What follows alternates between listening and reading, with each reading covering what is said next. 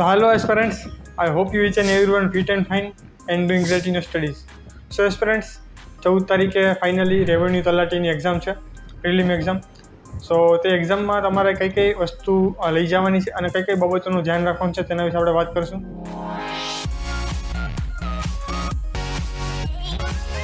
So first of all દોસ્તો, તમારે કઈ વસ્તુ લઈ જવાની છે.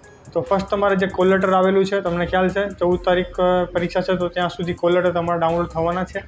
તો જો તમે તે ડાઉનલોડ ના કરી હોય તો મેં મારી ટેલિગ્રામ ચેનલમાં લિંક આપેલી છે, તો ત્યાં જઈને તમે ડાઉનલોડ કરી શકો છો. તો તે કોલ લેટર ડાઉનલોડ કરી અને તેની પ્રિન્ટ તમારે કઢાવવાની છે. હવે તે પ્રિન્ટ તમે કલરમાં પણ કઢવી શકો છો અથવા તો તમે બ્લેક એન્ડ વ્હાઇટમાં પણ કઢવી શકો છો, કોઈ ઇસ્યુ છે નહીં. જે કોલ લેટર તમે ડાઉનલોડ કરશો તેમાં 2 પેજ છે. તો તેમાં જે ફર્સ્ટ પેજ છે તે કોલ લેટર છે અને જે સેકન્ડ છે નીચે તે ઇન્સ્ટ્રક્શન છે. તો તમારું જે કોલ લેટર છે પહેલું પેજ તે જ તમારે પ્રિન્ટ કરવાનું છે.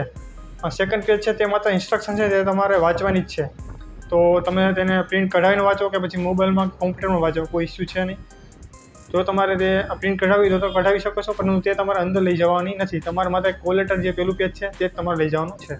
અને દોસ્તો, તમારે કોલ લેટરની સાથોસાથ તમારે એક તમારું આઈડી પ્રૂફ લઈ જવાનું છે. આઈડી પ્રૂફમાં તમે તમારી પાન કાર્ડ અથવા તો ચૂંટણી કાર્ડ, લાયસન્સ, આધાર કાર્ડ, પાસપોર્ટ, આમાંથી કોઈ પણ વસ્તુ લઈ જઈ શકો છો, ગમે તે એક લઈ જવાની છે. પરંતુ દોસ્તો, તમારે એક વસ્તુની ખાસ બાબતની ધ્યાન દેવાની છે કે આ જે પણ તમે આઈડી પ્રૂફ લઈ જાઓ તે ઓરિજિનલ જ લઈ જવાનું છે, ઝેરોક્સ નહીં ચાલે. ઘણા એસ્પિરન્ટ છે તે ઝેરોક્સ લઈને આવી જતા હોય છે, પરંતુ તે માન્ય નથી. તે ખાસ બાબતની તમારે ધ્યાન રાખવાની છે. ઓરિજિનલ જ તમારે કોઈ પણ આઈડી કાર્ડ છે, સપોઝ તમે આધાર કાર્ડ લઈ જાઓ છો, તે તમારે ઓરિજિનલ જ આધાર કાર્ડ લઈ જવાનું છે, ઝેરોક્સ નહીં ચાલે. હા, તમે ઝેરોક્સ સાથે લઈ જઈ શકો છો ઇન કેસ ક્યાંય જરૂર પડે તો. બાકી તમારે ઓરિજિનલ આઈડી કાર્ડ જ લઈ જવાનું છે. જેમ દોસ્તો, તમારે એક પેન પણ તમારે લઈ જવાની છે. પેન તમને ત્યાંથી આપવામાં નહીં આવે. તમે CBRT computer base response test દેતા હોય છે, જે કોમ્પ્યુટરમાં એક્ઝામ હોય છે તે હોય છે, તો તેમાં તમને ત્યાં પેન આપવામાં આવતી હોય છે.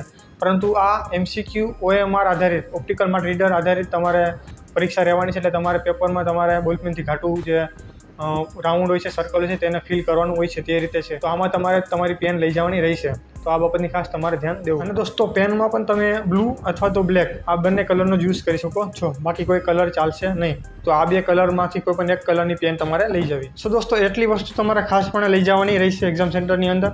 જે બીજી એક્સ્ટ્રા વસ્તુ છે તમે તમારા સુખ સુવિધા પ્રમાણે લઈ જઈ શકો છો. તેમાં છે દોસ્તો, એક તો કાંટાવાળી વોચ, એનાલોગ વોચ તમે લઈ જઈ શકો છો. આપણને ક્યાંય પણ મનાઈ કરવામાં આવેલી નથી ઇન્સ્ટ્રક્શનમાં. ત્યાં ડિજિટલ વોચની મનાઈ કરેલી છે, પરંતુ એનાલોગ વોચની ક્યાંય વાત નથી કરેલી.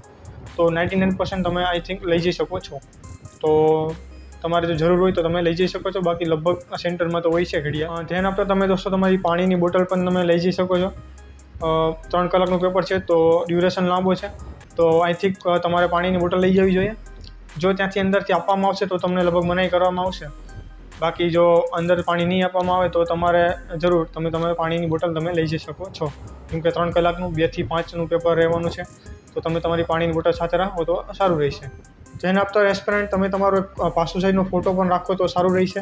ક્યાંય કીધેલું નથી, પણ તમારી સુખ સુવિધા પ્રમાણે તમે સાથે રાખો. તો જો ક્યાંય જરૂર પડીને માંગ હોય તો તમારી પાસે હોય તો સારું રહેશે. તો આપણા બેનિફિટ માટે આપણે એટલી વસ્તુ રાખીએ આપણા બેગમાં તો સારું રહેશે. ઓકે, હવે દોસ્તો આપણે વાત કરીએ કે કઈ આપણે જે બીજી બાબતનું તમારે ધ્યાન રાખો. દોસ્તો, જે કોલ લેટર છે તે તમારે એન્ડ સુધી છે, DV સુધી તમારે સાચવીને રાખવાનું રહેશે. પહેલાં દોસ્તો, કોલ લેટરમાં 2 ભાગ આવતા, એક કેન્ડિડેટની કોપી આવતી અને એક સેન્ટરની કોપી આવતી. જેમાં હાજરીપત્રક હતું તે લોકો રાખી લેતા સેન્ટરમાં. પરંતુ આ વખતે આ કોલ લેટર આખું તમારે તમારી સાથે રાખવાનું રહેશે. સાઇન બાઇન જે બધી થઈ જશે, ઇન્વિજિલેટરની તમારીને જે ક્રમાંક બધી લખવાના છે. ત્યારબાદ તમારા કોલ લેટર તમને જ આપી દેવામાં આવશે છેલ્લે, અને તમારે ઘરે લઈને આવવાનું છે. અને જે કોલ લેટર છે તે તમારે DVમાં પણ DV વખતે પણ તમારે હાજર કરવાનું રહેશે આ કોલ લેટર. તો કોલ લેટરને તમારે દોસ્તો સાચવીને રાખવાનું છે. તો કોલ લેટર જો તમે સાચવીને નહીં રાખો તો પ્રોબ્લેમ થઈ શકશે DVમાં.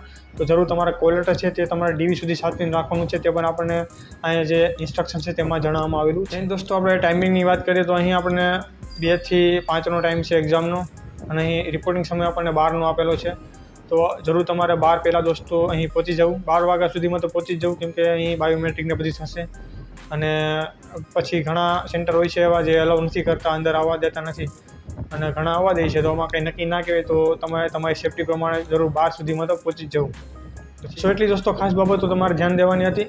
બાકી જો કાંઈ પણ વસ્તુ રહી જતી હોય અથવા તો કાંઈ પણ ક્વેરી તમારા મગજમાં હોય તો તમે મને બેઝિક કમેન્ટ બોક્સમાં અથવા તો ઇન્સ્ટાગ્રામ પર DM કરી શકો છો.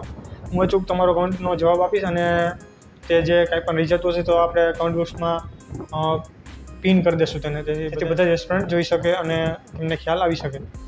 અને બાકી કાંઈ પણ પ્રોબ્લેમ હોય તો તમે બેઝિક કમ્પ્યુટર્સમાં તો ઇન્સ્ટાગ્રામ DM કરજો. બાકી મળી નેક્સ્ટ વિડીયોમાં દોસ્તો. All the very best for your exam.